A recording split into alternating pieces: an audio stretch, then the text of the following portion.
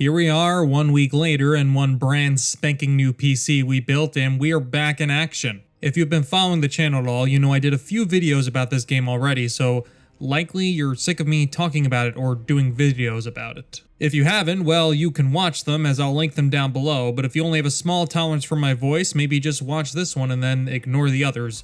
Of course, watching helps the channel, so even if you hate those videos and want them to burn in hell, put them on in the background. Let's artificially inflate that view count.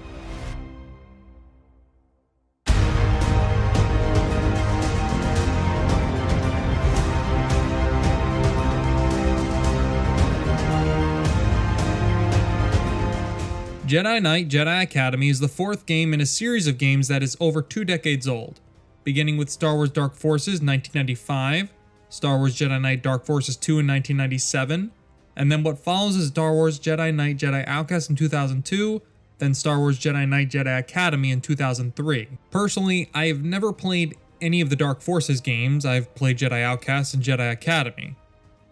So, here we are. The question we are set to answer here is, does Jedi Academy hold up? If it doesn't, does Jedi Outcast? Okay, so let's set the stage here. You play as Jaden. The player character, you pick the race and sex of Jaden. For the sake of this review, I'll refer to Jaden as male since that is what I picked. As a protagonist, Jaden doesn't have much of a personality, he just kind of does what he's told. That could have been intentional because they wanted you, the player, to project yourself onto Jaden, similar as you would to a Master Chief type character. Or even Super Mario, where Mario is more of a set character, he has a set goal usually, but aside from those goals and his brief gameplay dialogue, he's an avatar for the player to project themselves onto. In Mass Effect, Commander Shepard can have a backstory for him or her and is a voice protagonist. But the lines are usually delivered in such a way as to give intention and motivation, but not wholly take away the player's ability to put themselves in the role of being Commander Shepard. Jaden is not exactly a set character in the same vein. Sure, he has voice dialogue and he will make most of his decisions in the story without your input, but he is a blank slate. Knowing that, it doesn't bother me that he is. It's much easier to believe that that was the developer's intention versus the alternative that they meant you to connect with Jaden in a different way that didn't read for me. And of course, he has his master, Kyle Katarn, or as he tells us, please just call him Kyle. I'm sorry, I just gotta say, I'm a bit biased because Kyle has no semblance of a spacey type of name. Luke or Jaden or even Ross can pass, but Kyle? That's not even close. And remember, it's Kyle. And I know it's intentional gameplay-wise because they don't want someone with you at all times or to help you so you can handle the mission on your own, but story and character-wise, it makes no sense why your Jedi Master, or your Master Kyle, whatever you want to call him, Master Kyle Katarn, who knows, literally just lets you run around aimlessly. He barely does anything except tell you he's going to drop you off somewhere, or he's going to go do something else, or that you can handle it. You're fine. And Luke? Forget about him, he's also useless. Basically just too chill for his own good. Walks around with his hands behind his back, constantly giving out orders, not really functioning other than a plot device to give you directions. I'm out of breath, that was a long sentence. And Rosh is just a kind of a guy who busts Jaden's chops and then says they're friends, turns to the dark side, then turns back because he said he was scared. We spend no time with him, so it's hard to believe any of this. Then you have the villains, or villain, which they are both either way so criminally underdeveloped I can barely remember their names, or name, or whoever. Tavion, I think? She doesn't really do anything, except come on screen at a few points to taunt you and tell you she wants to do bad things. She also dislikes Kyle, which is like, girl, same. You might think I'm being too harsh because the game came out in 2003, and storytelling and presentation were different back then.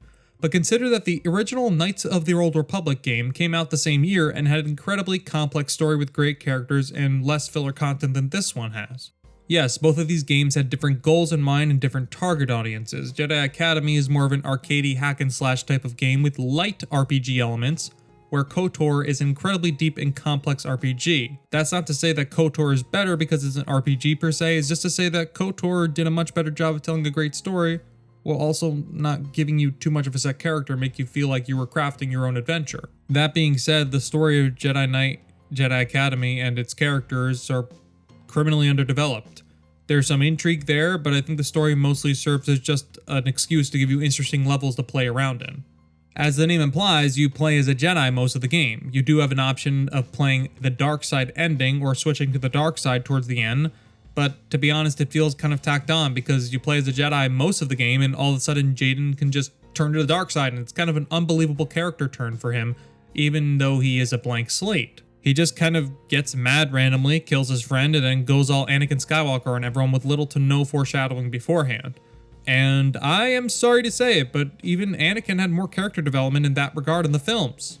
Also, I have to say, I don't know who directed the voice actors in this game because they all seem like they're either way too chill or that they're not that interested in what's going on or they're ready to go to sleep. Kind of like the third Beverly Hills Cop movie where we know that Eddie Murphy no longer wanted to be there because he looked bored the entire movie. It's kind of like that, except it's not Beverly Hills Cop, it's Jedi Knight Jedi Academy. It doesn't make much sense to me because we have some accomplished voice actors on this cast list to my knowledge. Most notably, the voice of female Jaden is none other than Jennifer Hale. She also voiced Bastila and KOTOR and Fem Shep in the Mass Effect trilogy. So it begs the question, who directed these voice actors? It's almost like they're being held back. The best explanation I can come up with as someone who's kind of obsessed with perfection or near perfection in production, that they had really bad mics and that they were afraid to break or had bad audio clipping issues and they didn't want anyone's audio to clip, so they told everyone, hey, reel it the hell in, please. Rosh, Jaden, you don't look like much of a captive, Rosh. Did you dream this up, or was it Tavion's idea? No, Jaden, wait! I was wrong. Please, take me back to the academy. I need help. Jaden, stay back. Please don't hurt me. You tried to kill me, and now you've lured me into a trap.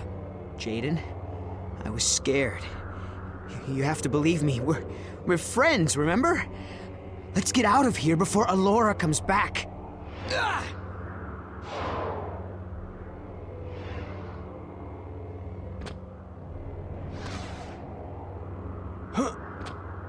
How do I know you won't betray me again? You're always trying to beat me. How do I know this isn't just another trick? And look, yes, by today's standards, sure, the levels look outdated, but I would argue their design still holds up pretty well. It's obvious that it was limited by the technology that was available or even the budget, because you can kind of get lost in later levels because it looks like they either got tired or ran out of ideas because they mirrored half the map to the other half, so it's almost like you're going down a maze. It's kind of hard to navigate. But aside from that, it does look and feel like Star Wars. Nothing feels out of place, and the soundtrack, of course, is what you expect from Star Wars, and that's not a bad thing at all. To be honest, I would play it for you, even have some sound effects, but my other videos I kept getting copyright claims on, and I don't want to mess with Disney. I don't. The blasters, enemies, and lightsabers all sound exactly as you'd expect from any Star Wars game these days, so they've held up pretty well. So there's not much else to say except that this game nails the sound and feel of Star Wars.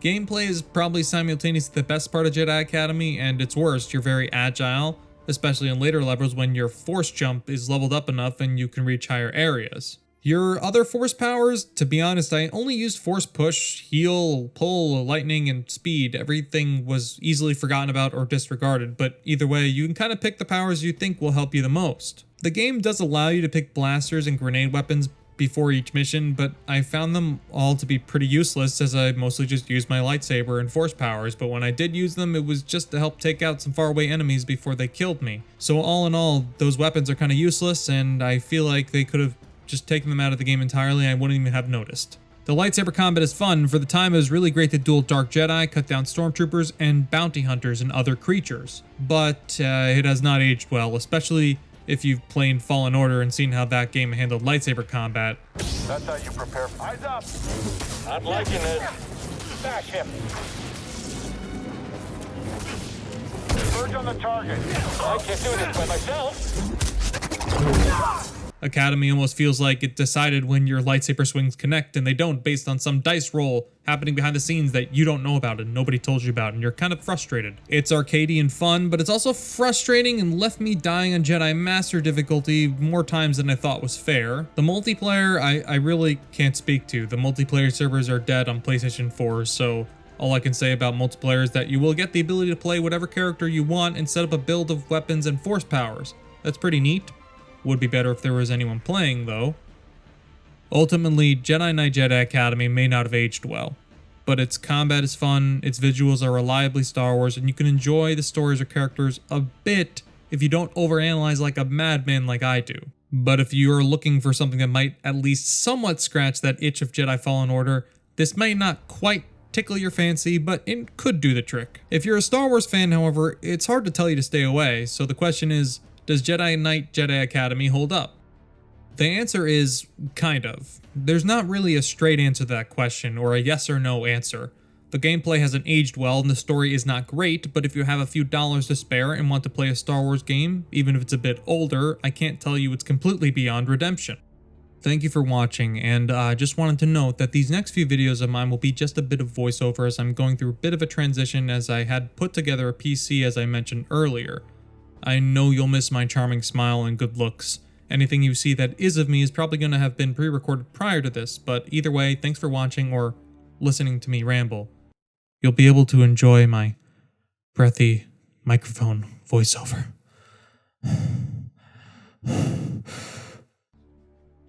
Anyway, that's gonna be it for me. If you like this video, consider giving it a thumbs up, maybe a comment, or if you didn't, a thumbs down.